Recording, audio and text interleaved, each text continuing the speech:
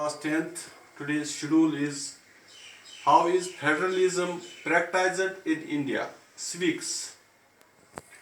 Dear students, for the success of federalism, constitutional powers are necessary but are not enough for its success. Federalism can get success only with the help of democratic policies made by government. Indian government has practiced federalism in India with the help of many policies. The policies are given below. First policy, formation of linguistic states. Number 2, second, language policy. Number 3, central state relations. Now, formation of linguistic states, its explanation. After independence, a voice was raised to recognize the state and government accepted the recommendation of Commission that some states should be recognized on linguistic basis. These states are, why this is practiced. These states are Andhra Pradesh, Maharashtra, Punjab, Haryana, Tamil Nadu.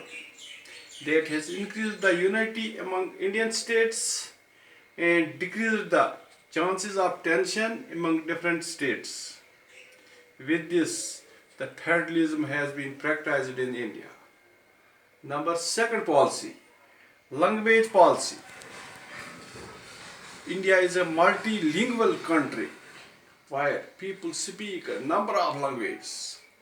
Yet, Hindi is a national language and an official language. But 22 languages are given in Indian Constitution. 22 languages have been given in Indian Constitution. Every state is free to promote its language and culture. Any candidate given exam of central government can give exam in any one of the prescribed language. States also have their own languages. Central state relations. This is the third policy of federalism in India. The students, central state relations also play an important role in strengthening the practice of federalism. It is very important in the federal to keep cordial relations between central and states. Till 1990s, central government has always tried to dismiss the state governments if it is not in the same party. But now this policy is not used very frequently. Thank you.